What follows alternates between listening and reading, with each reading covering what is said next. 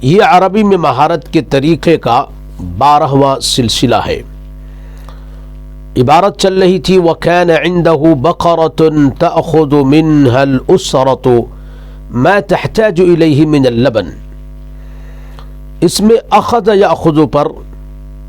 جملے بنانے ہیں۔ جب ترکیب میں غور کیا گیا تو یہ سمجھ میں آیا کہ اخذ کوئی چیز کسی سے لینا، تو جس سے وہ چیز لی جائے گی اس پر من آئے گا، اور جو لے گا وہ اخذ یاخذ کا فاعل بنے گا، اور جو چیز لی جائے گی وہ مفعول بہ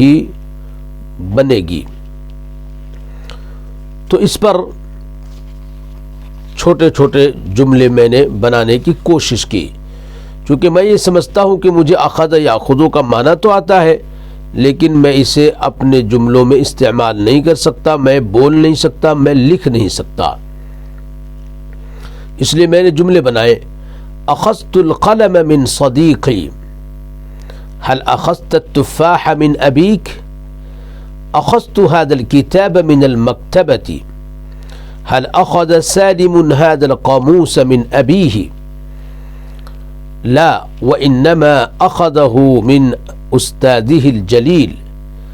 قلیل من یأخذ العلم والادب من اسرته، والقصور يرجع الى الاسرة نفسها، لقد اخذت حظا وافرا من العلم والادب من ابی واخی والآخرین من افراد الاسرة، لآخذن ان شاء الله علم الحساب في اقرب وقت ممكن من اي استاذ ماهر فيه، خذ مني هذا الكتاب بقوة واذهب به الى الاستاذ فاقرأه منه، من اين اخذت هذا الكتاب۔ تو یہ چند جملے اس کتاب میں نے لکھ دیے ہیں، اس طرح کے سینکڑوں جملے آپ بنائیں اخذ یاخذ کو استعمال کر کے۔ سآخذ هذا الكتاب، والله لا آخذ هذا الكتاب، لماذا أخذت هذا الكتاب، من أين أخذت هذا الكتاب، من أين أخذت هذه الحقيبة، من أخذ حقيبتي، والله لا آخذ أي شيء بدون إجازة،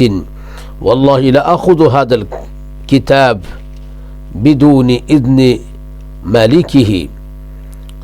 والله ما أخذت كتابك، من أخذ كتابي، لماذا تأخذ كتابي، لماذا أخذت كتابي، وما إلى ذلك من الجمل۔ جب آپ اس طرح سے اخذ یاخذ کو استعمال کریں گے تو پہلے آپ صرف معنی جان رہے تھے، اب اخذ یاخذ آپ کے